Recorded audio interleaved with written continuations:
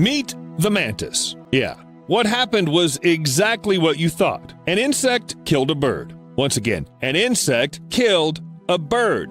In fact, mantises aren't just strange, they're real killing machines. They can kill not only the representatives of their species, but also birds, snakes, and can even engage in a fight with a cat. But what makes mantises so fearless, aggressive, and bloodthirsty? Let's find out. Usually the food chain looks quite cats hunt mice, lizards eat insects, but that's not the case of the mantis. Its best defense is an attack, and not just a short attack. Look at this lizard. Anyone would be shocked if a potential lunch attacked them, and not only attacked, but also rapid movement. Now the powerful front legs squeeze the head of the lizard, not letting it close its jaws. And that's it. The mantis thinks it's enough. It can start eating the prey, alive. But even after the prey escaped, it couldn't save itself. The mantis caught the lizard and twisted its neck. The mantis are definitely the rulers of the insect world, using their deadly front legs, which they usually keep clasped together. These monsters seem to be able to grab anyone. Most often, the mantis sets up an ambush, merging with the leaves or tree bark to attack unexpectedly. With their front legs, they catch the prey at such a speed that their movement is difficult to track with a human eye. And the very structure of the body of the mantis is such that it makes the insect an ideal killer. They have triangular heads located on a long neck or elongated chest. They have everything to comfortably reach for the prey. The mantis can rotate its head 180 degrees to scan the environment with 2 large complex eyes and 3 other simple ones located between them. The whole set. Not a single movement around will go unnoticed. And what about those same grip forelegs covered with spikes? With their help, the mantis keeps its prey in place, and it doesn't care about the size of this very prey, and its opinion on the matter. Moths, crickets, grasshoppers, flies, and other insects usually get into the menu of mantis. However, these insects eat their own kind too. The most famous example is the infamous mating behavior of the adult female, who sometimes eats her other half right after or even during mating. But the mantis are fearless, guys. Even the possibility of being eaten does not deter them from procreation. But one thing is different insects, including the same mantis, which are not very resistant. But it's quite another thing to attack snakes. Now, we're not talking about anacondas, but mantis do attack small snakes and do it with a very specific purpose. Widely spaced back legs for stability, the mantis makes sharp attacks, trying to grab the snake, and if it doesn't move fast enough, it can't escape from the grip. Of course, the snakes are trying to resist by wrapping themselves around the mantis. They must have not seen what happened to the lizard. These insects know exactly what they do, and they try to get to the head of the prey. And when they do, they start to eat. And it doesn't matter that the snake is still hoping for salvation. So who else is on the menu of the mantis? Mice. Even if these mice are the size of the mantis itself. Remember the lizard? Yes, for the mantis, it's not a huge, dangerous opponent, but rather, ooh, how much food? What can we say about some little mouse? The scheme's about the same: an unexpected throw, powerful spiked legs, squeezing the prey, unsuccessful attempts to get free, and a slow meal right during the fight. The mouse is still twitching, but the mantis doesn't care anymore. It's already started dinner. And this is not a sight for the faint of heart.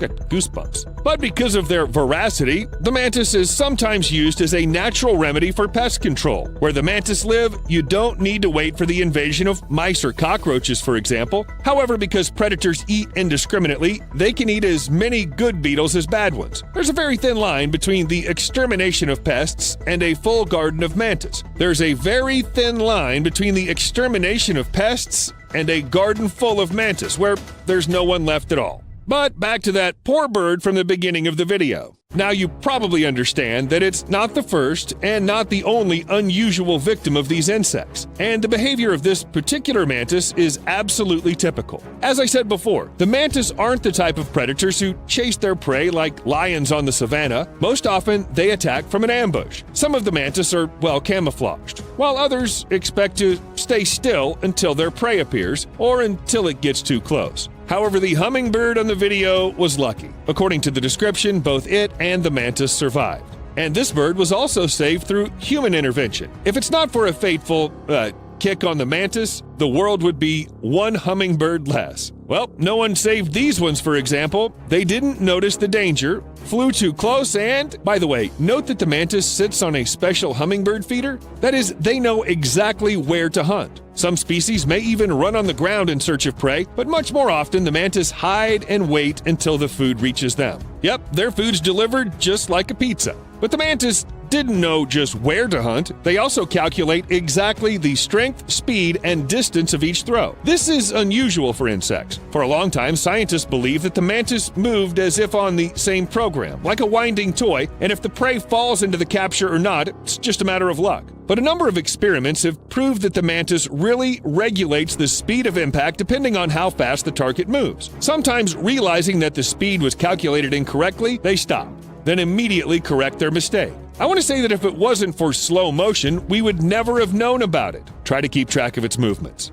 You know, the more I learn about the mantis, the more I think they are the universal hunter. Pretty small, but universal. Here a mantis is catching a fish. The poor thing doesn't even try to resist. What is going on? Insects shouldn't eat fish. Well, try to tell them that. And here's a mantis eating a frog. Despite the desperate attempts to get out, the frog hopes to tell it something like this: "Insects don't eat amphibians. You've got things all mixed up." But it's unlikely that the mantis cares. It's hungry. You know, they're like honey badgers, but insects. Hornet for lunch? Sure, yummy.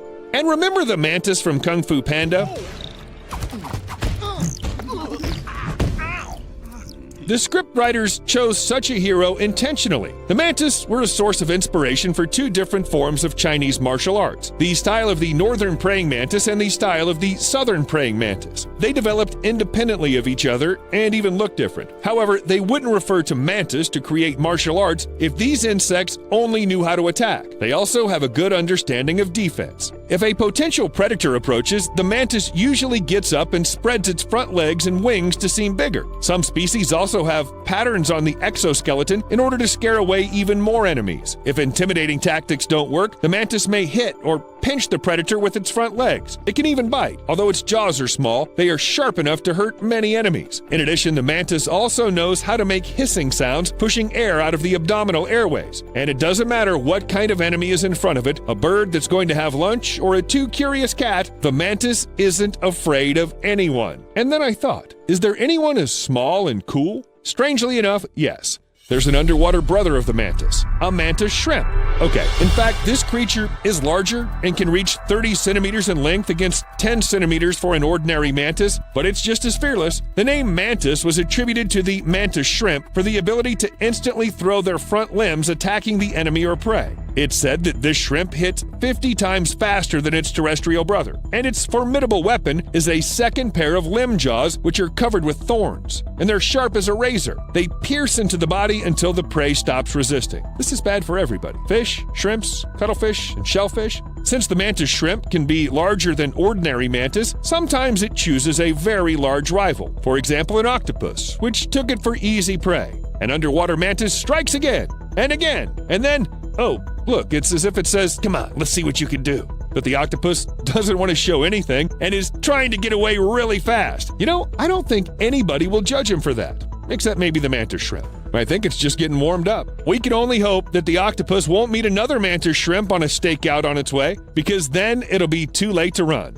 Perhaps the only marine inhabitant that can compete with the mantis shrimp in its strange coolness is a snapping shrimp. They look quite usual, and they also have claws of different sizes, which can reach half the length of a not very large body. But it's in the larger claw where all the superpower of the snapping shrimp hides. When it feels that its prey is nearby, it opens the top of its large claw, allowing water to penetrate into a small chamber in the bend. Then at the right moment, it pushes the water out of the chamber with pressure. This happens so fast that bubbles are formed. And not bubbles that anyone can create by blowing into the water. These bubbles accelerate at almost 100 kilometers an hour, just fast enough to stun or kill the prey. When the bubbles burst, they make a snap sound. That's how the shrimps get their name. Because the bubbles burst loudly, I mean really loudly, the volume of the snaps of some species can go up to 210 decibels. That's more than a gunshot, which is 140 to 175 decibels. Both the mantis and their underwater relatives, of course, are striking. But I wouldn't be surprised if I go through the sources to find someone even cooler. Do you want to know who that could be? Well, subscribe to this channel or you'll miss everything. And of course, likes and comments will only make me happy. We'll see you later.